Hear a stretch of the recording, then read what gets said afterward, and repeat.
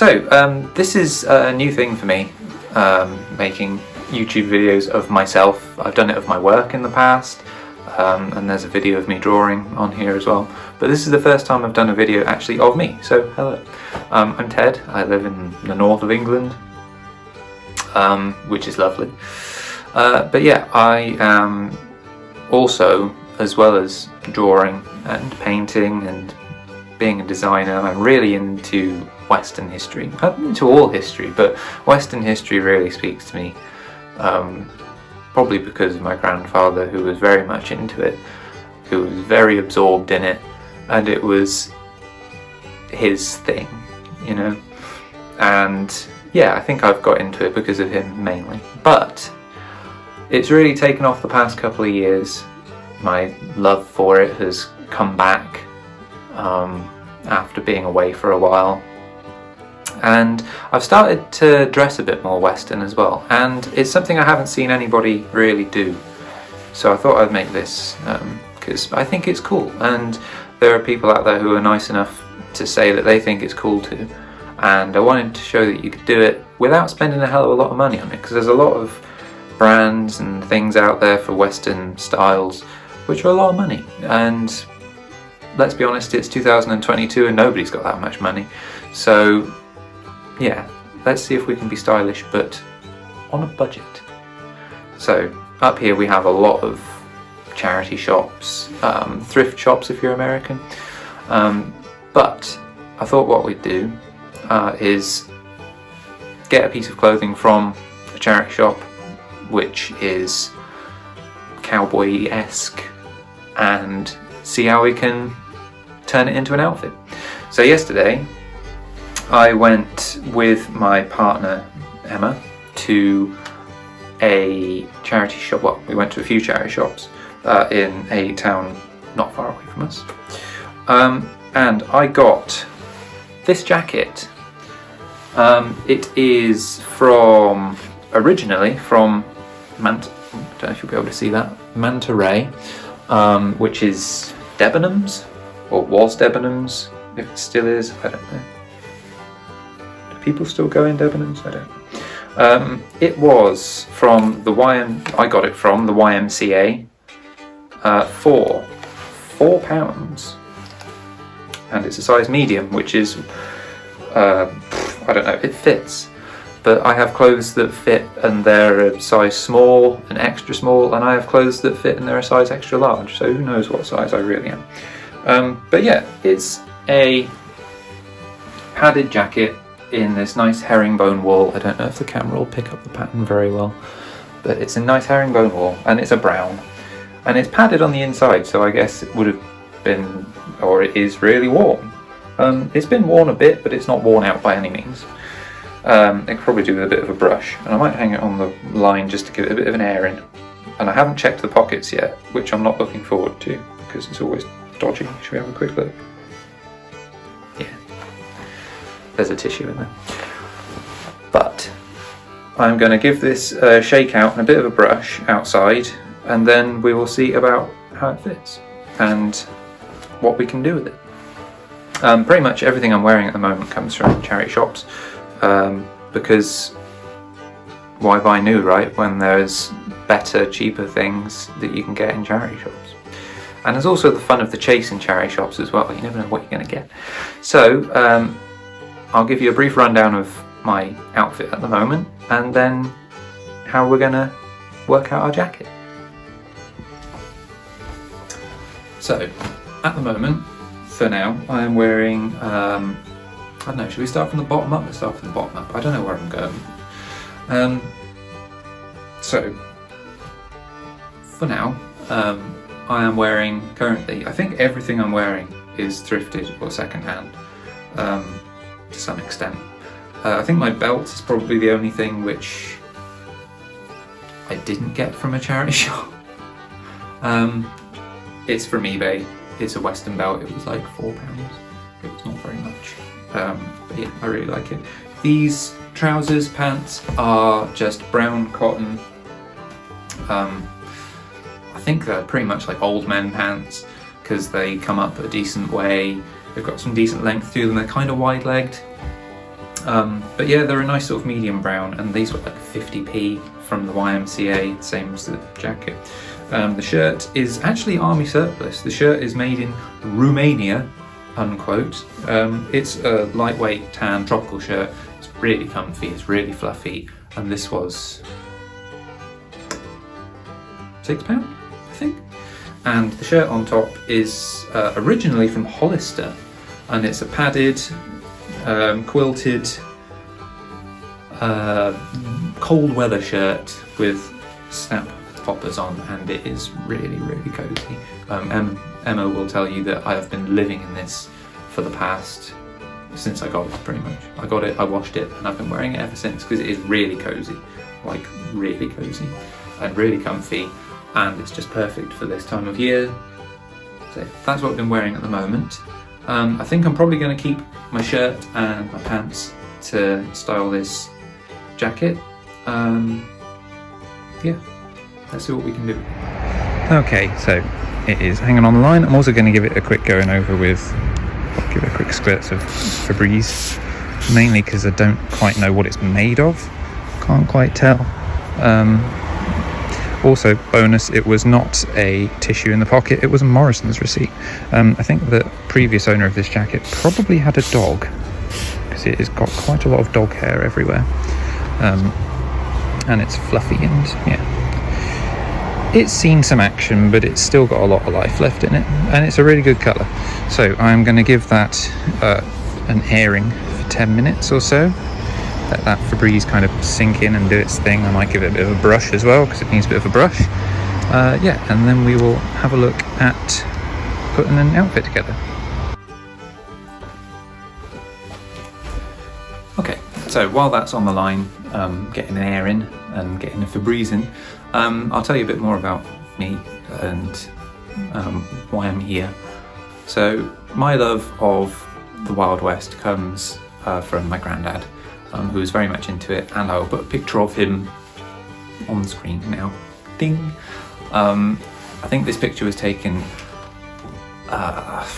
probably around 1953, I think, when he was a little younger than myself at the moment. I am mid to late 20s at the moment, and in this picture I think my granddad's about 24, something like that. He's very much into the West and Western history, the Civil War, a lot like me. I think we really do inherit our interests from our families, even if we don't realise it. But yeah, growing up, it was, if I was around my grandparents' house, it was a very Western time. It was, especially with me and my granddad, we would watch Western films.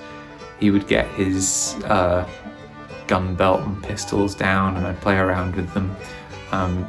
They weren't real, they were pistols he had got in the 50s from somewhere or other. He was in the RAF, and he traded a lot of things with Americans that came in, obviously like flying in, and he traded a lot of things with them. So I think he must have got them from an American airman, I guess. But yeah, they were great. I've got one of them here. I've still got both of them. They are, this one he actually filled with lead or something, just because he wanted to make it feel a bit more realistic.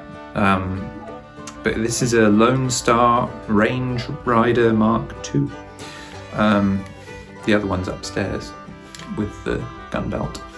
But yeah, it's a great thing. It's had the ejector cut off.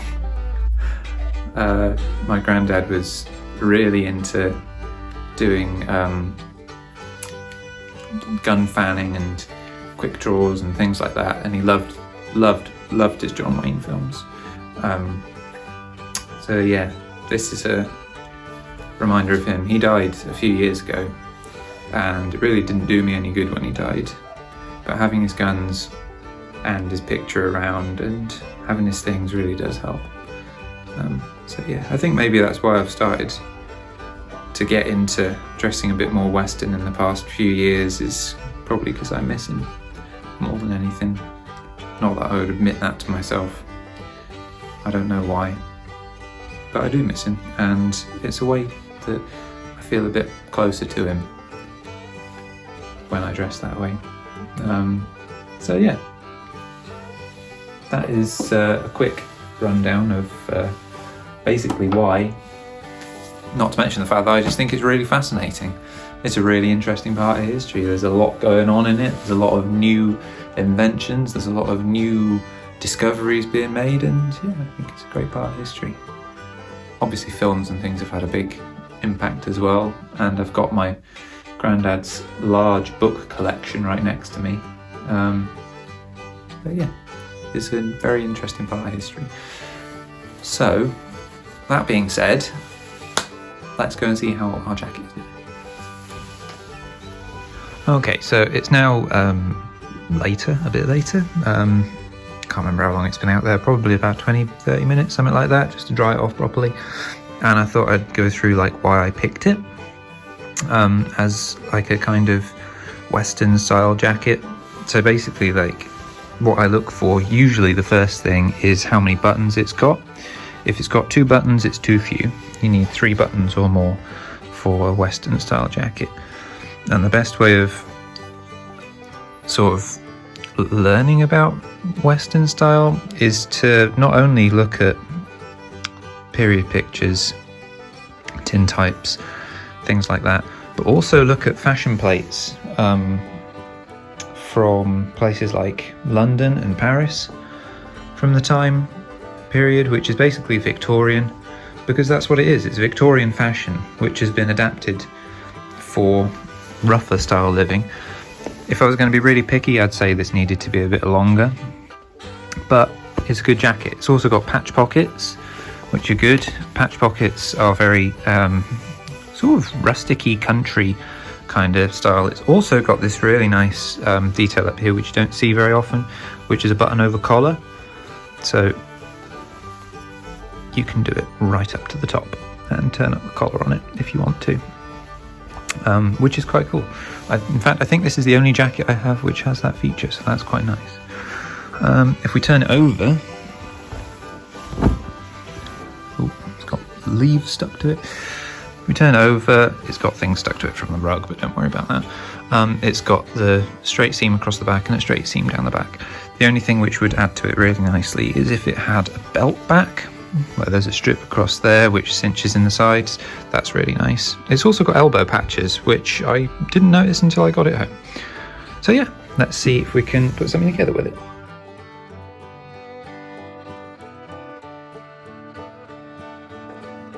So for the first outfit, all I've done really is just pop it on with a pair of cowboy boots. These boots are from eBay. And a neckerchief, but it's a good Western style jacket, and it goes quite nicely as a statement piece with pretty much anything. It's a nice brown, so it's earthy tones, so you want to keep it kind of muted, but this shirt is a more saturated kind of tan colour, but because you're using muted tones, you can put whatever neckerchief you want. This one is a checkered, it's kind of green. I don't know if you'll be able to see it very well, but it's checkered green. I haven't got a pocket handkerchief or anything, there's nothing in the pockets, but it works quite well. It's sort of a 1890s-ish kind of jacket. Works quite nice with the collar turned up as well.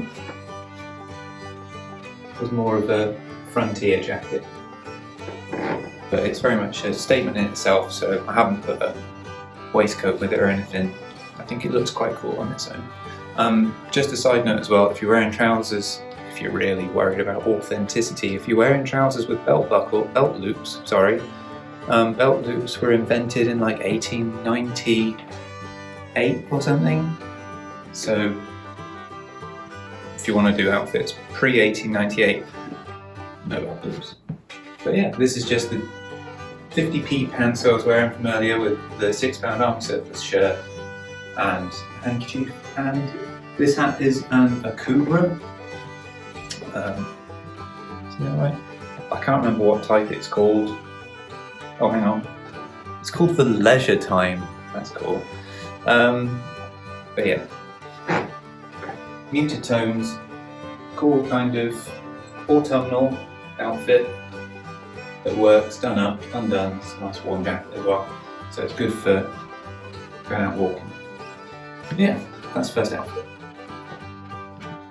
So before I dressed up at all, I wanted to see what it would look like with this sand brown belt rig, and also with this vintage leather, almost like a hunting bag.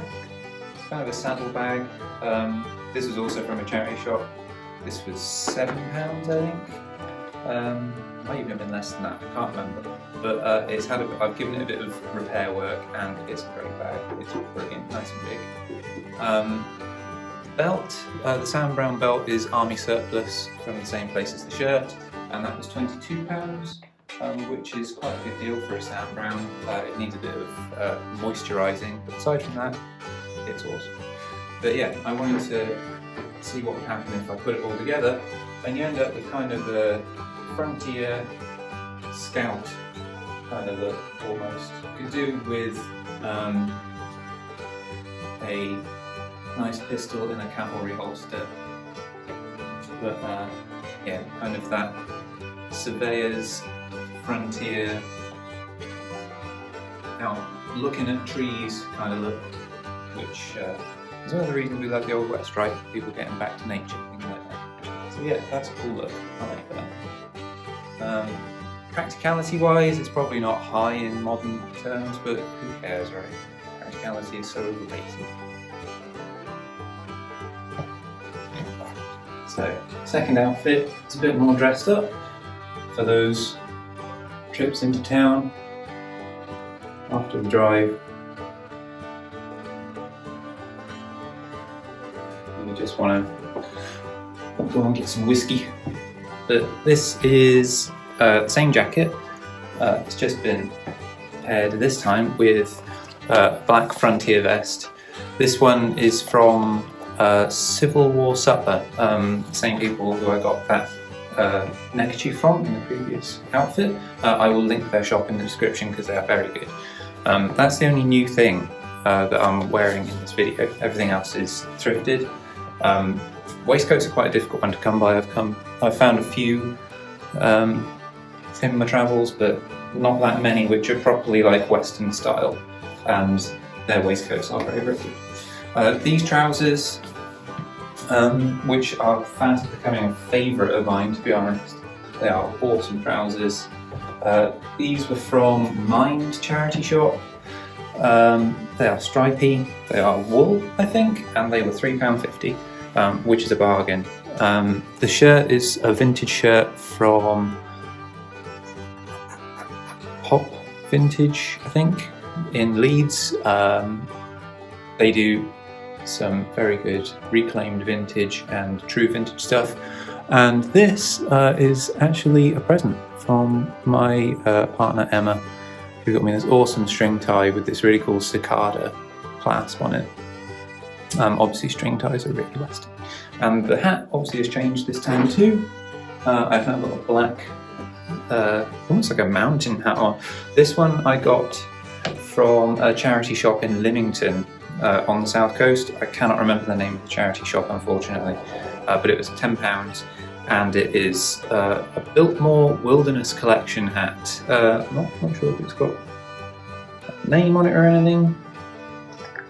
No, it is a Canadian genuine fur felt hat for a tenner. It's hardly been worn. I'm fairly sure somebody just bought it as like a souvenir of their trip to Canada and then put it in a charity shop. But it's in perfect condition, it's proper fur felt, it's never been worn, I think, until now, when I am wearing it. So yeah, it's a bit more of a dressed up look. The three-piece kind of thumbs in the lapels kind of look. Same boots, same jacket, but different things in between. Okay, so I've got changed back into the surveyor's kind of outfit, and I'm going to go and take a few pictures down in the woods, which is about a 5-10 minute walk down the road. Yeah, because I think it's a cool outfit, and I'll show you what it looks like out in the wild. But yeah, same outfit, just boots I'm going to grab probably some biscuits because my blood sugar is crap. So I will take some biscuits with me just in case. I've got all my stuff together.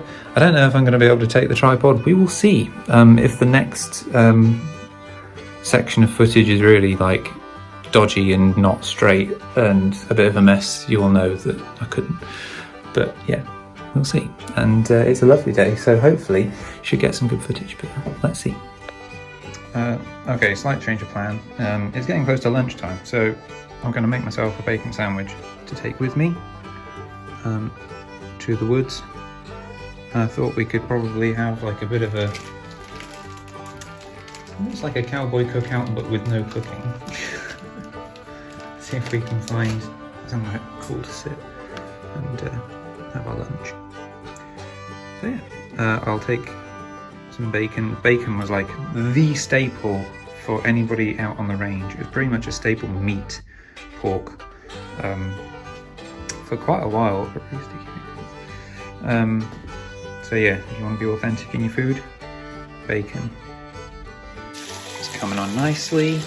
I'm going to try and make this as like cowboyish as I can as a packed lunch, so I'm going to wrap it in greaseproof instead of tin foil. Also, at some point, I wouldn't mind having a go at making sloosh. I'm sure there's a few of you at least that will know what sloosh is. It's a Civil War meal. I'm trying to do this one-handed, it's really difficult. I'm left-handed as well, I'm just going to give up on that for a second.